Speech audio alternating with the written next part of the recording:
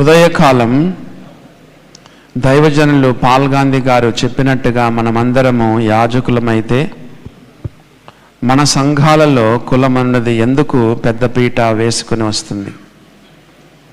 సామాన్య విశ్వాసులు మొదలుకొని పెద్ద పెద్ద బోధల వరకు ఇది ఉంది. ఇది పాపము కాదా? కొంతమంది మీటింగ్స్లలో తమ కులానికి చెందినటువంటి వారిని మాత్రమే బోధకులుగా పిలుచుకొని కూడికలు జరిగిస్తున్నారు. కులపిచ్చి అనున్నది పరోక్ష విగ్రహారాధన కాదా?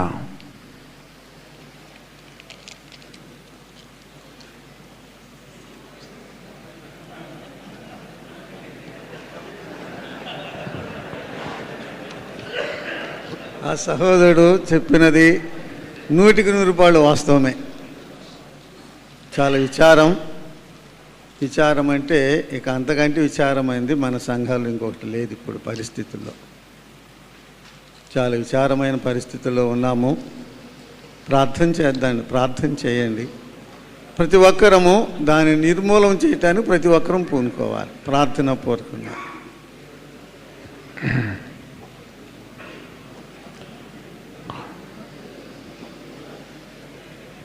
అన్న చెప్పింది ఏంటంటే అది తప్పు, అలా చేయవద్దు. చేయకుండా ఉండడానికి మనం అందరం ప్రయత్నం చేద్దాం ప్రార్థనాపూర్వకంగా. ఎవరన్నా చేస్తూ ఉంటే దాని గురించి చిన్నగా అడగడం, తెలియజేయడం అవసరం. ప్రార్థనాపూర్వకంగా సరి చేసుకోవాలి. సేవకుల భార్యలు, కుమారులు ఈ రోజుల్లో మగవారైన విశ్వాసులు కూడా బంగారంతో అలంకరించుకోవచ్చు, మెడల్లో దండలు వేసుకుంటున్నారు. వరప్రసదన్న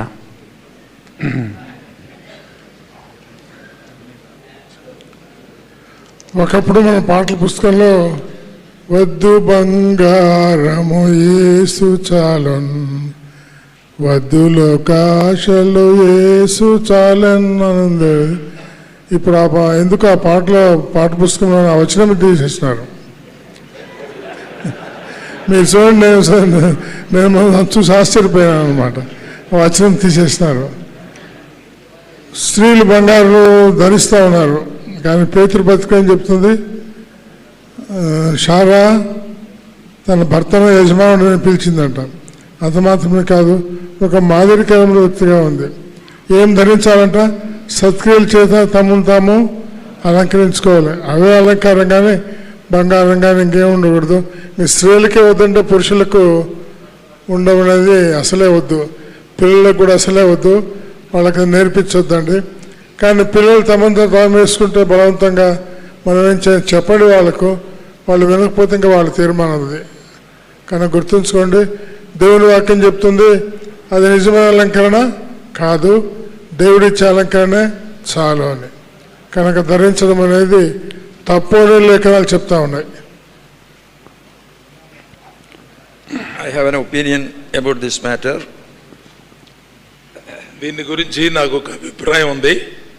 If you observe the Brethren assemblies throughout, you will find there will be some difference in Kerala believers. విశ్వాసులందరిని గురించి మనం ఆలోచన చేస్తే కేరళ రాష్ట్రంలో ఉన్నటువంటి విశ్వాసుల్లో ఒక ప్రత్యేకత కనపడుతుంది. When the Brethren doctrine spread throughout the world, there were doctrinal main issues. At the same time, there were some problems regarding the customs and practices they followed before. సిద్ధాంతపరమైనటువంటి ప్రత్యేకతను మనవారు సంతరించుకున్నారు.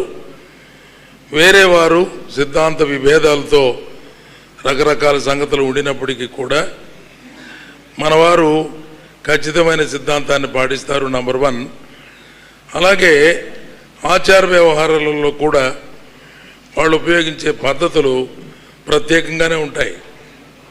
The Kerala Brethren people mostly come from nominal old Christian, Syrian Christian. They claim they come from Syria.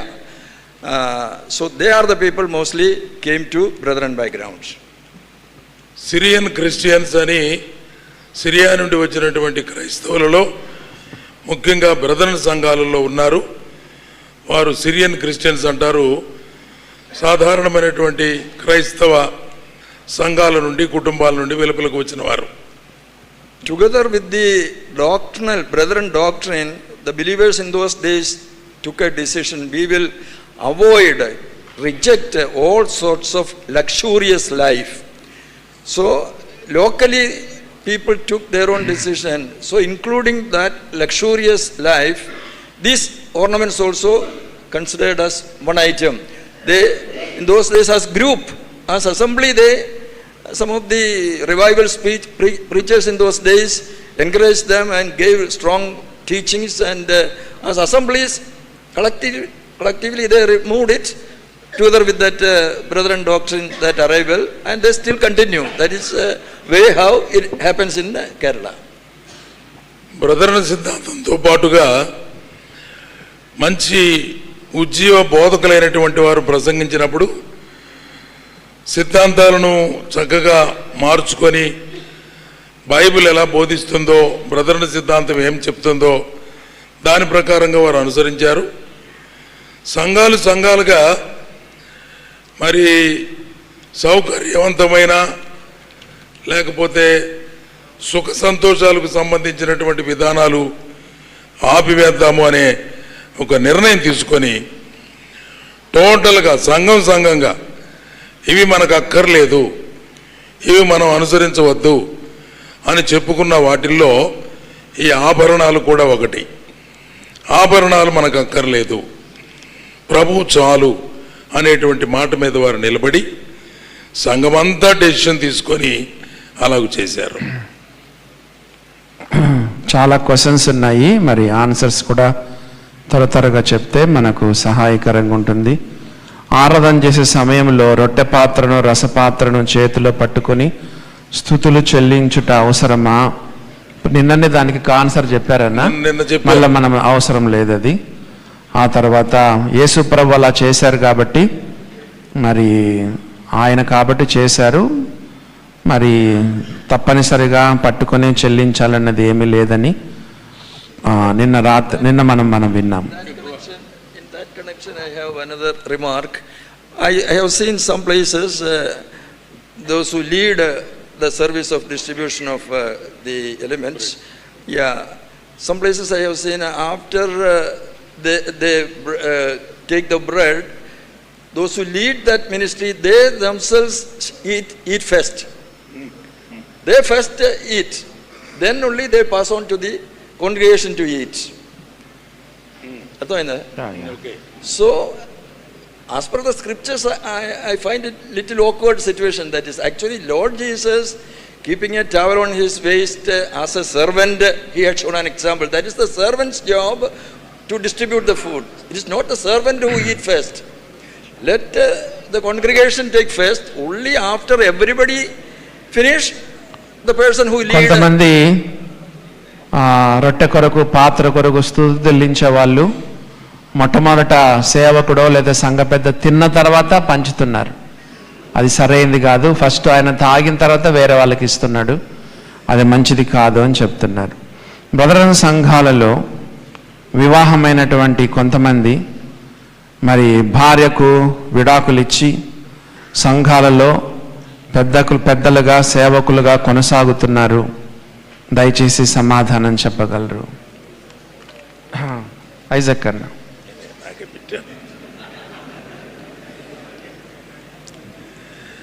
విడాకులు ఇవ్వడం వాక్య విరుద్ధం. విడాకులు ఇచ్చిన వాడు సంఘంలో మౌనంగా కూర్చోవాలి తప్ప పెద్దగా కానీ సేవకునిగా కానీ ఇతరులకు బోధించేవాడుగా కానీ ఉండటానికి వీలే లేదు. ఎవరైనా అటువంటి వాళ్ళు ఉంటే వెంటనే సర్దుకోండి.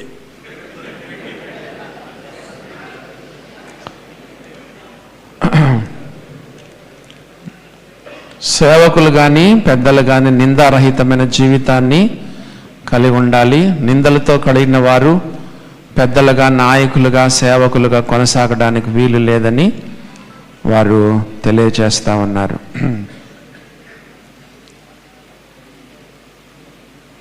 సేవకులు, పెద్దలు, ముఖ్యంగా విశ్వాసులు, సేవకులు ఇన్సూరెన్సులు చేయించుకోవచ్చా?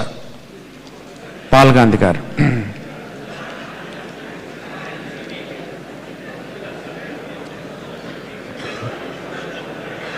ఇది ఇన్సూరెన్స్ అనేది వాస్తవంగా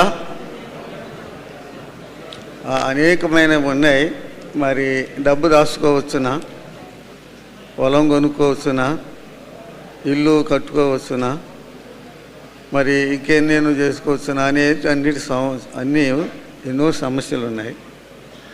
ఇన్సూరెన్స్ అంటే మరి రేపు ఏమన్నా ఏమైద్దేమో అని. వాస్తవంగా అయితే దేవుని మీద ఆధారపడటమే, దేవుడే చూసుకుంటాడు భవిష్యత్తు అనేది అసలు నిజమైన విశ్వాసం. కానీ బలహీనతలు వచ్చేసి ఇట్లా అయిపోతుంది. నేను ఒక చిన్న వివరణ ఇవ్వాలనుకుంటున్నాను. బైబిల్లో ఫెయిత్ ప్లస్ రీజనింగ్ అంటారు. యేసు ప్రభుకు కూడా ఎవరైనా డబ్బులు ఇచ్చినప్పుడు ఇస్కరియోతు యూదా దగ్గర ఆయన దాచిపెట్టేవాడు. మరి ఉన్నదంతా ఎప్పటికప్పుడు ఖర్చు పెట్టుకోవడం కాదు. కొంతమంది బ్యాంకు అకౌంట్ ఉండకూడదు, మనము విశ్వాసం పైన ఆధారపడాలి, ఎప్పుడు డబ్బులు అప్పుడే ఖర్చు పెట్టేసుకోవాలి అంటూ ఉంటారు. యేసు ప్రభు వారు కూడా ఎవరైనా తనకి ఇచ్చినప్పుడు ఇస్కరియోతు యూదా దగ్గర పెట్టేవాడు. ఆయన అవసరమైనప్పుడు ఆయన వాడుకునేవారు. కాబట్టి నీతిమంతుడు విశ్వాసం మూలముగా జీవించును, వాస్తవమే. కానీ దేవుడు కొంచెం మనకు జ్ఞానం కూడా ఇచ్చినాడు కదా. ఏదైనా మనకు అందుబాటులో ఏమైనా కొన్ని అవకాశాలు ఉంటే వాడిని వాడుకోవడంలో తప్పు లేదు. ప్రతిదాన్ని మనం తప్పుగా అంగీకరించాల్సిన అవసరత లేదు. మరొక ప్రశ్నలోకి మనము వెళ్ళిపోదాము. ఆరాధన ప్రారంభంలో ప్రార్థన చేయాలా, స్తుతి చెల్లించాలా? ఇన్ ద బిగినింగ్ ఫస్ట్ ప్రభు బల్ల అయ్యేటప్పుడు, కానుక సమయంలో కూడా కానుకలు అర్పించిన తర్వాత అప్పుడు కూడా మనం స్తుతి చేయాలా, ప్రార్థన చేయాలా? వరపసదన్న. కానుకలు కూడా దేవునికి మనం స్తుతుల ద్వారా అర్పిస్తున్నాం కాబట్టి స్తుతే. ప్రారంభంలో కూడా స్తుతే, మరి ఆరాధన అంతటా కూడా స్తుతులే. ప్రార్థన అనే మాట మనం చెప్పకుండా స్తుతులిస్తున్నామని చెప్తేనే మంచిది. ఉయ్యూరు ఇమ్మాన్యుయల్ గారు భక్తుల లిస్టులో జ్ఞాపకం చేయడం లేదు, గుర్తు చేయండి. మరి అవును, ఉయ్యూరు ఇమ్మాన్యుయల్ అంకులు కూడా ఉద్యోగం చేస్తూ వారు ఎంతో సేవ చేశారు. వారిని కూడా మనము జ్ఞాపకం చేసుకుంటా ఉన్నాం. నెక్స్ట్ క్వశ్చన్, తాను వర్ధిల్లిన కొలది తన యొద్ద కొంత సొమ్ము నిల్వ చేయవలెను అని ఉంది. కానుక పెట్టెలో వేయవలనా లేదా తన యొద్ద ఉంచుకోవాలనా? వి మాథ్యూ గారు.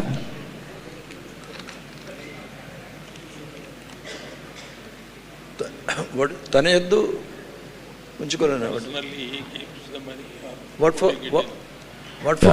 First Corinthians 16th chapter verse 2, తాను వర్ధిల్లిన కొలది తన యొద్ద కొంత సొమ్ము నిల్వ చేయవలెను. What Paul refer there is bring to church. సంఘానికి తీసుకొని రావాలి. నిల్వ చేసుకున్న సొమ్మును సంఘానికి తీసుకొని రావాలని చెప్పబడుతుంది. ఆ తర్వాత మరొక క్వశ్చన్కి వెళ్దాము. బ్రదరన్ సంఘాలలో యువకులను ఎందుకు ప్రోత్సహించటం లేదు? మన అన్న ఐజాక్ అన్న. ప్రోత్సహించడం లేదు అని జనరల్ స్టేట్మెంట్ చెప్పకూడదు. ప్రోత్సహించే సంఘాలు ఉన్నాయి, అవకాశం ఇచ్చేటువంటి సేవకులు ఉన్నారు, పెద్దలున్నారు. వారిలో ఉన్నటువంటి ఆధిక్యతలు, దేవుడు వారికి అనుగ్రహించిన కృపావరములు గుర్తించి ఖచ్చితంగా సంఘాలలో వాడాలి, ఉపయోగించాలి. ఉదయకాలం అంతా పాల్గాంధీ గారు చెప్పినటువంటి వర్తమానంలో ప్రతి ఒక్కొక్కరికి దేవుడు కనీసం ఒక్క కృపావరం అన్న ఇచ్చాడు. సంఘం యొక్క క్షేమాభివృద్ధి కోసమై దానిని తప్పగా వినియోగించాలి అనే మాటలు ఉదయం చెప్పారు. కొంతమంది ఏం చేస్తారంటే దుర్వినియోగం చేస్తారు. వారికి ఉన్న కృపావరాన్ని వాళ్ళ పేరు కోసం, ప్రఖ్యాతి కోసం, లేకపోతే లాభ సాధన కోసం స్వార్థ బుద్ధితో రకరకాలుగా చేస్తారు. కనుక పెద్దలైన వారు జాగ్రత్తగా పర్యవేక్షణ చేసి అవకాశం ఇవ్వాలి.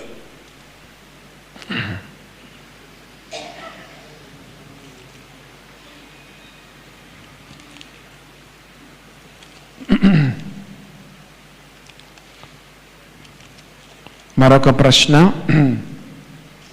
క్రిస్మస్ రోజు మందిరంలో మీటింగ్ చేయవచ్చా? పాల్ గాంధీ గారు.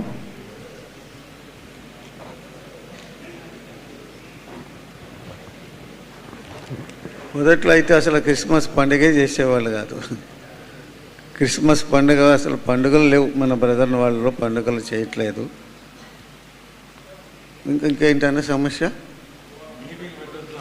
క్రిస్మస్ పండగ అని చెప్పలేదు, క్రిస్మస్ హాలిడే రోజున మందిరంలో మీటింగ్ చేయవచ్చా, పెట్టుకోవచ్చా? క్రిస్మస్ అంటే అదే కదా, ఇక హాలిడే కాబట్టి మీటింగ్ పెట్టుకోవచ్చా? హాలిడే అయినా ఏది హోల్డే అయినా వాస్తవం అది. వాస్తవంగా మొదట్లో మన బ్రదర్ని వాళ్ళు పండుగలు చేయలేదు.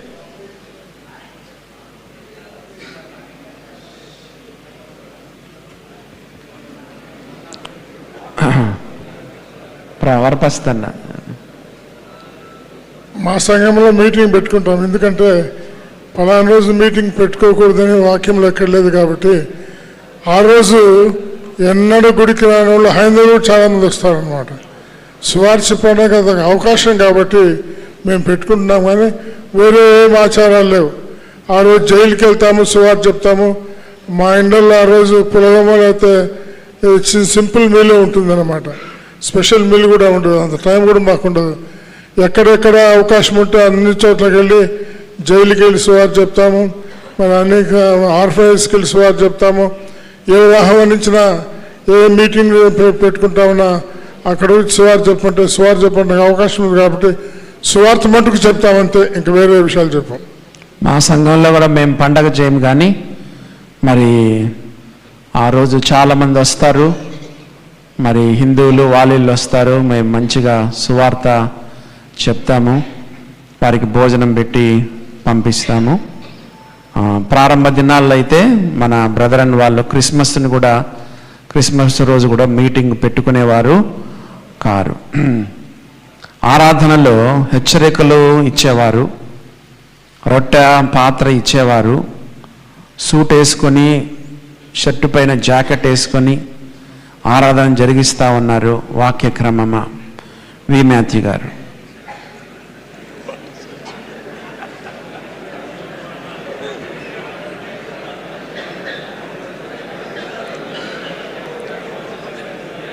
These are all unscriptural questions. దయచేసి కొంచెం మౌనంగా ఉండండి. Just for the sake of argument, we need better not to discuss these sort of things. It's nothing. It is unscriptural questions. ఇదేమి లేఖనానుసారమైన ప్రశ్న కాదని అంటున్నారు. దీని గురించి మనము పెద్దగా డిస్కస్ చేయాల్సిన పని లేదని చెప్తా ఉన్నారు.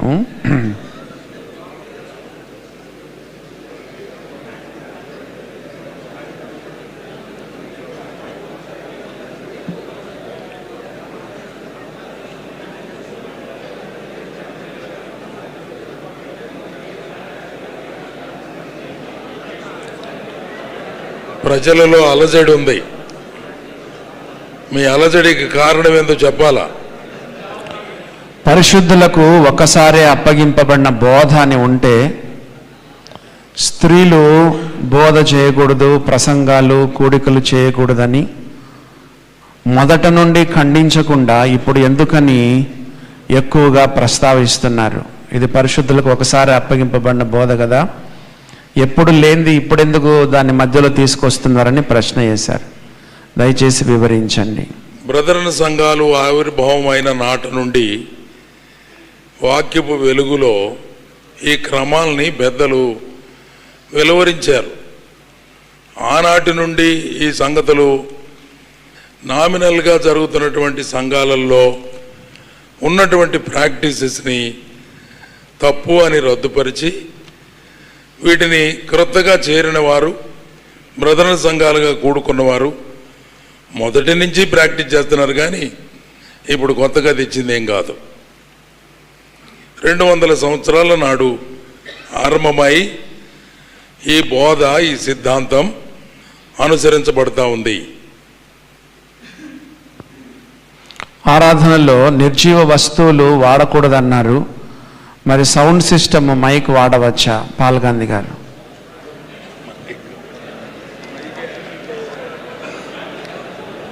ఇది అది కదా, సౌండ్ మైక్ దేనికి వాడుతున్నారు? వినాలి. ఆగండి. ఇన్స్ట్రుమెంట్స్ అంటే చర్యను ఉప్పొంగు చేసి, మైక్ అంటే ఎక్కువ మంది ఉన్నారు కాబట్టి అందరికి వినబడాలి అనే ఉద్దేశంతో వాడుతున్నారు. అదేమో మ్యూజికల్ ఇన్స్ట్రుమెంట్ కాదు కదా. ఇది ఒక వెరీ ప్రశ్న అన్నమాట. అందరూ ఆమెనని చెప్పాలి కాబట్టి మనము మైక్ అందరికి వాడుతున్నాము. వినపడాలి కదా. మనం స్తుతించే స్తుతులు అందరికి వినపడితే కదా ఆమెనని చెప్పేది. అది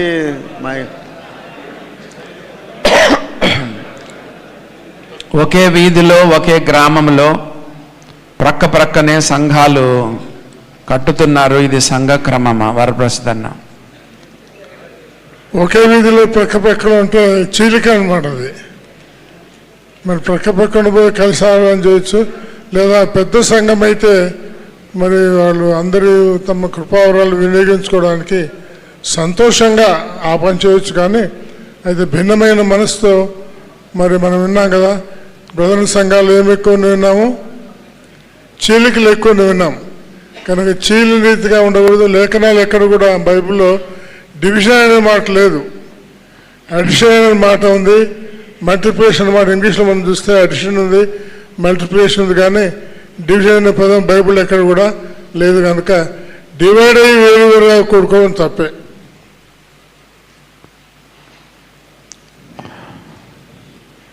నిన్న మనము పిల్లా వెంకటరత్నం గారు, సిద్దిపేట ప్రకాష్ గారు,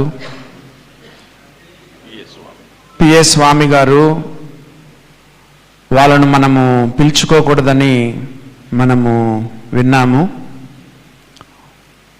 వాళ్ళతో పాటు స్పీకర్స్గా మనము ఇతర ప్రాంతాలకు వెళ్ళవచ్చా? మన సంఘాలకు పిలుచుకోకపోయినా వాళ్ళతో పాటు మనం స్పీకర్గా వెళ్ళి వాక్యం చెప్పవచ్చునా? వి మాథ్యూ గారు.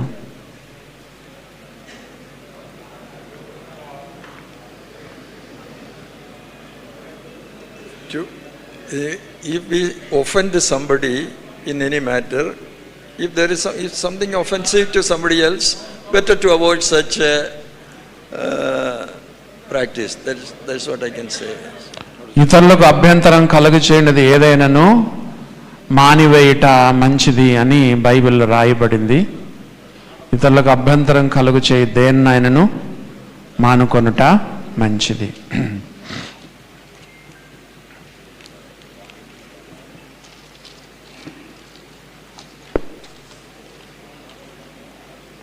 ఈ దినాలలో చాలామంది ఫోన్స్ను వాక్యం చెప్పే సమయంలో చూస్తున్నారు. యూట్యూబ్, క్రికెట్ మ్యాచ్లు, మరి మీటింగ్స్లో మాత్రమే కాకుండా సంఘాల్లో కూడా ఫోన్లనే చూడమంటున్నారు.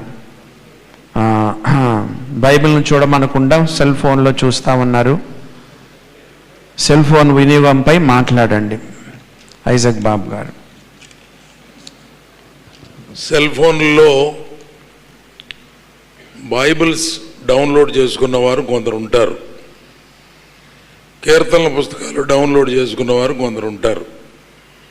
పాట పాడుకుందాం అనగానే సెల్ ఫోన్ తీసి తెస్తున్నారు. కీర్తనల పుస్తకాలు మనందరికీ బాగా అలవాటు. తప్పనిసరిగా బైబిల్, కీర్తన పుస్తకం తెచ్చుకునేది బ్రదరన్ సంఘాల అలవాటు, క్రమం. సెల్ ఫోన్లోకి వచ్చిన తర్వాత సింప్లిఫై అయిపోయింది కాబట్టి బైబిల్ లేకుండా, కీర్తనల పుస్తకాలు లేకుండా ఇందులో ఉన్నాయి అని వారు చెప్తూ వాటితో పాటు వేరే చూసే అవకాశం కూడా ఉంది. కనుక సాధ్యమైనంత వరకు బైబిల్ గ్రంథము, కీర్తనల పుస్తకము ఖచ్చితంగా తెచ్చుకొని సెల్ ఫోన్లు వినియోగించకుండా వాటినే వినియోగించాలని దైవ సేవకుల అందరి అభిప్రాయం. మిగిలిన వారు కూడా అలాగే ప్రాక్టీస్ చేయాలి. ఇప్పుడు కీర్తనల పుస్తకం ఉండగానే మనం కీర్తనల పుస్తకం నా దగ్గర లేదు టక్కుమని తీసి క్రైస్తవ సునాద కీర్తనలు నొక్కి నంబర్ చూసి పాట పాడుతుంటే ఇది చూసిన వాళ్ళు ఎవరైనా సేవకుడే సెల్ ఫోన్ తీసి అందరి ముందు ఎట్టేట అంటుంటే మనం అంటే మాత్రం తప్పే ఉందని వాళ్ళు బైబిల్కి ఉపయోగిస్తారు, కీర్తనల పుస్తకానికి ఉపయోగిస్తారు, వేరే కూడా ఉపయోగిస్తారు. అందుకని అవకాశం ఇవ్వవద్దు. ఒక చిన్న వివరణ మీకు ఇవ్వాల్సి వస్తుంది. ఈ రోజుల్లో ఏంటంటే ప్రతిదానికి ఫోనే అన్నమాట. ఇప్పుడు ఫర్ ఎగ్జాంపుల్ నేను అనౌన్స్మెంట్ చేయాలనుకోండి, ఫోన్లో రాసుకోవాల్సి వస్తుంది. ఇప్పుడు ఫోన్లో ఇప్పుడు ఈ అనౌన్స్మెంట్ చేయాలి, ఈ అనౌన్స్మెంట్ చేయాలి, ఈ అనౌన్స్మెంట్ చేయాలని మాటికి గుర్తొచ్చినవన్నీ రాసుకోవాల్సి వస్తుంది. నేను ఫోన్ ఉపయోగించట్లేదు అక్కడ. కాబట్టి ప్రతిదానికి ఇప్పుడు రోజుల్లో ఏంటంటే ఫోన్ అనేది కంపల్సరీ అయిపోయింది. ఈ చిన్న బ్యాంకు ట్రాన్సాక్షన్ చేయాల్సి వచ్చిన మా సంఘంలో ఇప్పుడు ఒక సహోదరుడు వాళ్ళ డాడీ చావు బతుకుల్లో ఉన్నాడు. చాలా అర్జెంటుగా చాలా డెస్పరేట్గా మనీ కావాలని చెప్పాడు. ఫోన్ ఉపయోగించి మరి వాళ్ళకు డబ్బులు పంపాల్సిన పరిస్థితి. ప్రతిదానికి ఫోన్. సో మనం ఫోన్ చూసేటప్పుడు ప్రతిసారి మనం ఒక వ్యక్తిని తప్పుగా అనుకోవడానికి లేదు ఈ రోజుల్లో. ఎందుకంటే టికెట్ చేసుకోవాలన్నా ఫోనే, ట్రైన్ టికెట్ చేసుకోవాలన్నా ఫోనే, ఏదైనా రాసుకోవాలన్నా ఫోనే, డబ్బులు పంపాలన్నా ఫోనే, ఆన్లైన్ ట్రాన్స్ఫర్ చేసుకోవాలన్నా ఫోనే, బ్యాలెన్స్ చూసుకోవాలన్నా ఫోనే, ప్రతిదానికి ఫోనే ఉంటుంది.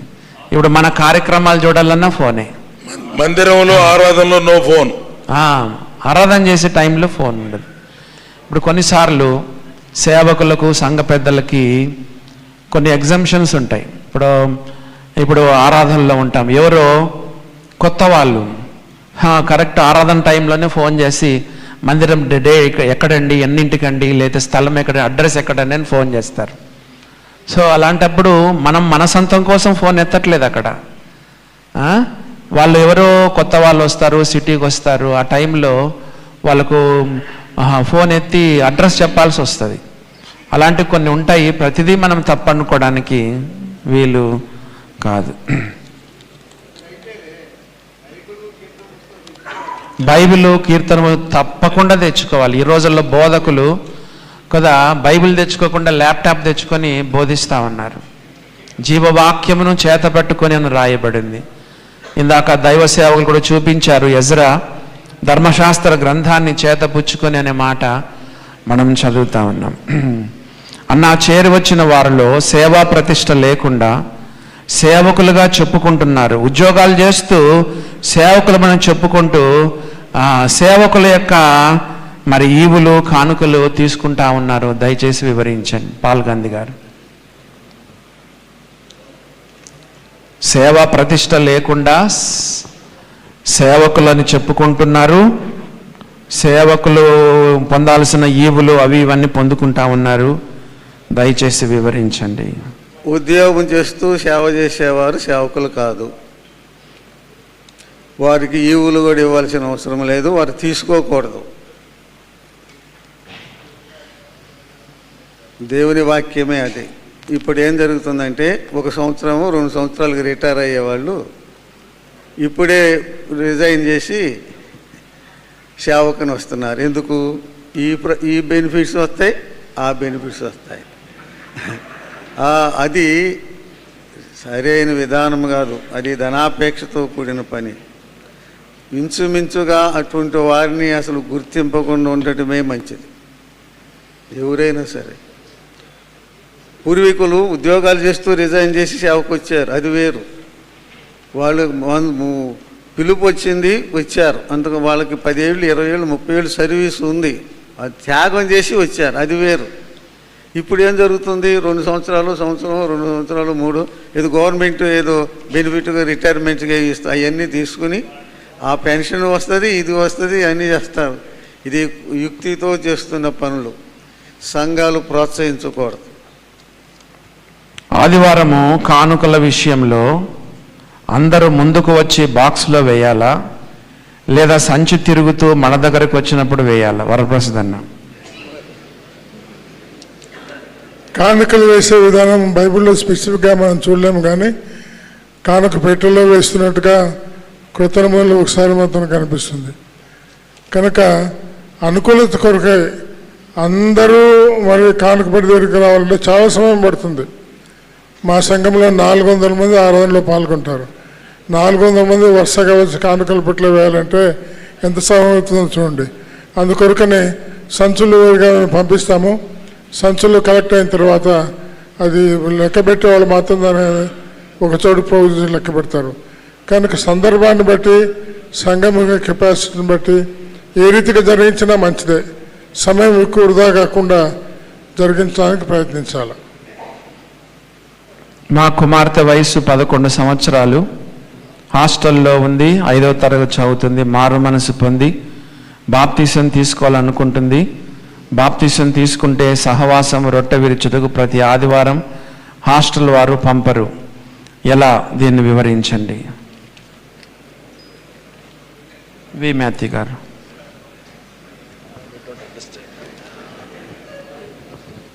A girl is in the hostel. She is 11 years. She is in the hostel. She wanted to get... So even without age restriction, we can give baptism. That is yesterday it was told. So she is not allowed to come to the worship meeting in the hostel. From the hostel. Yeah. What shall we do?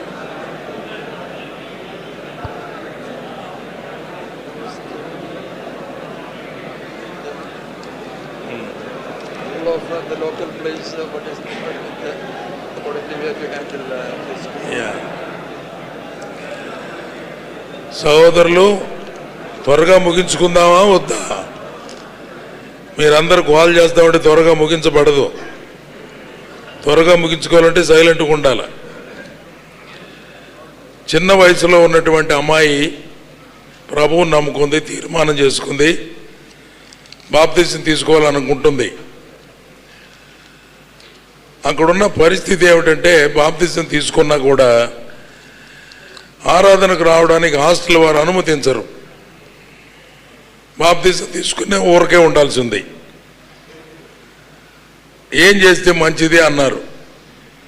ఈ అడిగిన ఆయనకి ఏమనిపిస్తే ప్రభు దగ్గర ప్రార్థన చేసి చెయ్యాల.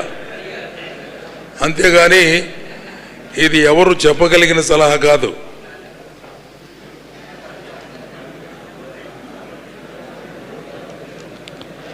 Baptist సంఘాల వలె మన సంఘాలలో కూడా కుర్చీలు వేసి కుర్చీల్లో కూర్చొని ఆరాధన చేస్తున్నారు. ఇది కరెక్టేనా పాల్గాంధీ గారు? ఆయన కూర్చొని నిలబడలేకపోతే కుర్చీ చేయొద్దు మరి. ఇక్కడ బ్యాప్టిస్ట్ సంఘాల వలె మన సంఘాలలో కూడా ఈ మధ్య కుర్చీలు వేసి కుర్చీల్లో కూర్చొని ప్రభుని ఆరాధిస్తున్నారు. ఇది కరెక్టేనా? కుర్చీలో కూర్చోవడం మన అనుకూలతను బట్టి. ఇప్పుడు మీరు మమ్మల్ని మా ఇక్కడ కుర్చీలు వేశారు, వయసుని బట్టి కింద కూర్చోలేము. మేము కింద కూర్చోలేం. అందుకని మా సంఘంలో కూడా కుర్చీలోనే మేము కూర్చుంటాము, కుర్చీలోనే ఆరాధన చేస్తూ ఉన్నాము. బ్యాప్టిస్ట్ వాళ్ళే కాదు, ఎక్కడ ఏ సంఘంలో అయినా కానీ వారి యొక్క పరిస్థితులను బట్టి చైర్లు వేస్తూ ఉంటారు. మా సంఘంలో కింద కూర్చొని ఆరాధించే వాళ్ళు కూడా ఉన్నారు. కూర్చోగలిగిన వాళ్ళు కూర్చుంటే మంచిది, కూర్చోలేని వాళ్ళు చైర్ మీద కూర్చొని ఆరాధన చేయొచ్చు, ఏం పర్వాలేదు, తొందర ఏం లేదు.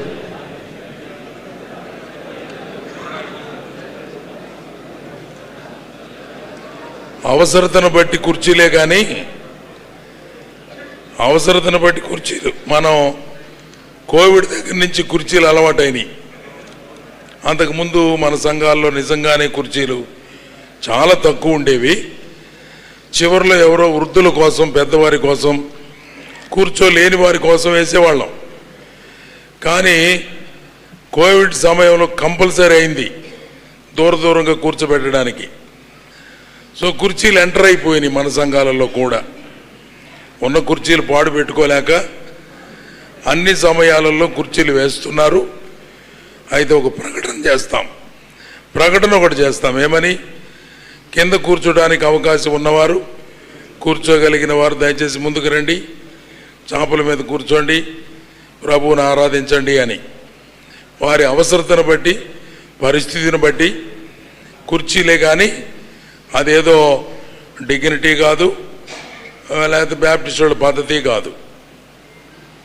ఇంగ్లీష్ బైబిల్లో వర్షిప్ అన్న ప్రతిసారి కూడా తెలుగు బైబిల్లో నమస్కరించిరి, ఆరాధించిరి, సాష్టాంగపడిరి, తమ ముఖములను నేల మోపిరి అనే మాట మనం చూస్తున్నాము. మరి కుర్చీళ్ళు వృద్ధులకి, గర్భిణీ స్త్రీలకు, ఆపరేషన్ అయిన వాళ్ళకి పర్వాలేదు, కానీ ఈ రోజుల్లో యవనస్తులు కూడా, మంచి మంచి యవనస్తులు కూడా కుర్చీలకు అలవాటు పడుతున్నారు. మనము ప్రార్థన చేసేటప్పుడు కానీ, ఆరాధనలో ఉన్నప్పుడు కానీ మోకరించడం మంచిది.